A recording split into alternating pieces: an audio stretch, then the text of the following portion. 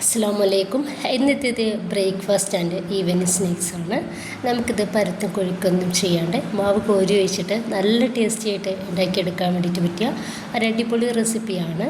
അപ്പോൾ ഇത് ഉണ്ടാക്കുന്നത് എങ്ങനെയെന്ന് കണ്ടുനോക്കാം. കണ്ടുകൊണ്ടിരിക്കുമ്പോൾ ഇഷ്ടമാണെങ്കിൽ നിങ്ങളുടെ സപ്പോർട്ടൊക്കെ ഉണ്ടാവുക. ചെയ്യാനും സബ്സ്ക്രൈബ് ചെയ്യാനും കമൻറ്റ് ചെയ്യാനും മറക്കേണ്ട. ചൂടായ പാനിലേക്ക് 2.5 ടേബിൾ സ്പൂൺ വെളിച്ചെണ്ണ ഒഴിച്ചു കൊടുത്തിട്ടുണ്ട്. അതിലോട്ട് ഒരു 3 സവാള ചെറുതാക്കിയിട്ട് കട്ടാക്കി എടുത്തത് ഇട്ട് കൊടുക്കുകയാണ്. അപ്പോൾ തന്നെ ഇതിലോട്ട് ആവശ്യത്തിനുള്ള ഉപ്പ് ചേർക്കുക. എന്നിട്ട് നമുക്കിത് നന്നായിട്ട് ഒന്ന് മിക്സ് ആക്കി എടുക്കാം. എന്നിട്ട് നമുക്കിത് മൂടി വെച്ചിട്ട് ഒന്ന് വേഗത്തിൽ ഈ ഒരു സവാള ഒന്ന് വാട്ടിയിരിക്കാവുന്നതാണ്. സവാള ഒന്ന് പകുതിയോളം ഒന്ന് റെഡിയായിട്ട് കിട്ടിയാൽ ഇതിലേക്ക് ഒരു പച്ചമുളക് ചെറുതാക്കിയിട്ട് കട്ടാക്കിയതും ഒരു വലിയ തക്കാളി ചെറുതാക്കിയിട്ട് കട്ടാക്കി എടുത്തതും കൂടി ഇട്ടെടുത്തിട്ടുണ്ട്. നന്നായിട്ട് മിക്സ് ആക്കി എടുക്കാം. അതിൻ്റെ ശേഷം നമുക്കിത് വീണ്ടും മൂടി വെച്ചിട്ട് ഒന്ന് റെഡിയാക്കി എടുക്കാം. ഒരു സവോളയും തക്കാളി നന്നായിട്ട് വെന്ത് റെഡിയായിട്ട് കിട്ടിയാൽ നമുക്കിതിലോട്ട് പൊടികൾ ചേർക്കാം.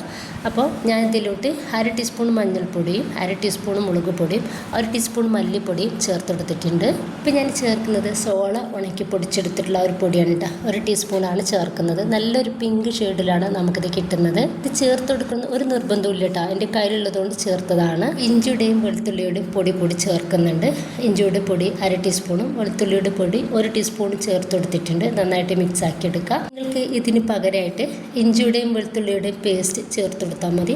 അതിപ്പോൾ എൻ്റെ കയ്യിലുള്ളതുകൊണ്ട് ചേർത്ത് കൊടുത്തതാണ്. ഇത് ചേർത്ത് കൊടുക്കുമ്പോൾ നമ്മുടെ ഒരു ഫില്ലിങ്ങിൽ ഒരു പ്രത്യേക ടേസ്റ്റ് ആയിരിക്കും കേട്ടോ. അപ്പോൾ എല്ലാത്തിനും നമ്മൾ ഒരു പൊടി ചേർക്കാണ് ഭയങ്കര ടേസ്റ്റാണ്.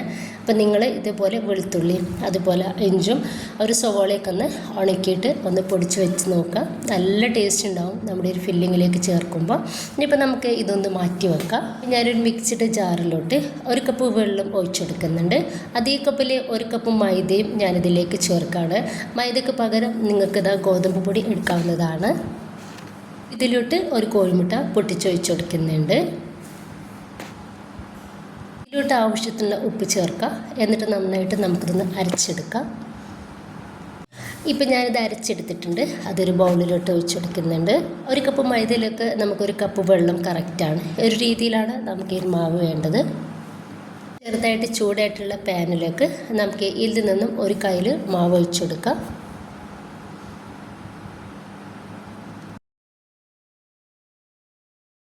ഈ ഒരു ദോശ നമുക്ക് ചെറുതായിട്ടൊന്ന് ഡ്രൈ ആയിട്ട് കിട്ടിയാൽ നമ്മൾ റെഡിയാക്കി വെച്ചിട്ടുള്ള ഒരു ഫില്ലിങ് ഈ ഒരു സൈഡിലേക്ക് ഇട്ടുകൊടുക്കുക. നമുക്ക് എത്ര ഫില്ലിങ് വേണം അതിനനുസരിച്ച് നമുക്ക് ഇട്ടെടുക്കാവുന്നതാണ്.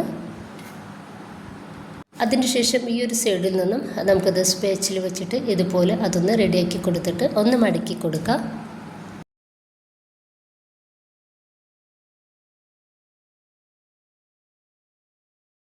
ഞാനിതിൻ്റെ മേലേക്കായിട്ട് കുറച്ച് വെളിച്ചെണ്ണ ഇതുപോലെ ഒന്ന് തേച്ചെടുക്കുന്നുണ്ട്.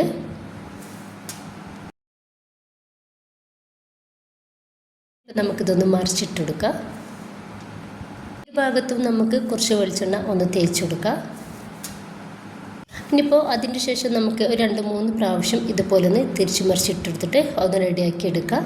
അപ്പം നമുക്ക് ഇതൊന്ന് റെഡി ആയിട്ടുണ്ട്. ഇത് പാനിൽ നിന്നും എടുത്ത് മാറ്റിട്ടാ. ബാക്കി കൂടി ഇതുപോലെ തന്നെ നമുക്കൊന്ന് ചെയ്തെടുക്കാവുന്നതാണ്. പെട്ടെന്ന് നമുക്ക് ഉണ്ടാക്കിയെടുക്കാൻ വേണ്ടിയിട്ട് പറ്റിയ ഒരു അടിപൊളി റെസിപ്പി തന്നെയാണ് ഇത് കേട്ടോ. അപ്പോൾ നമുക്ക് ഗസ്റ്റൊക്കെ വരുന്ന സമയത്ത് നമുക്ക് ഡിഫറെൻ്റ് ആയിട്ട് ഫില്ലിംഗ് ഒക്കെ വെച്ചിട്ട് ചെയ്തെടുക്കാവുന്നതേ ഉള്ളൂ. അപ്പോൾ എല്ലാവരും ഉണ്ടാക്കി നോക്കുക. നിങ്ങളുടെ അഭിപ്രായങ്ങൾ അറിയിക്കുക. ഇഷ്ടമായിട്ടുണ്ടെങ്കിൽ നിങ്ങളുടെ സപ്പോർട്ടൊക്കെ ഉണ്ടാവുക. ഇൻഷാ അല്ലാഹ്. ഓക്കെ.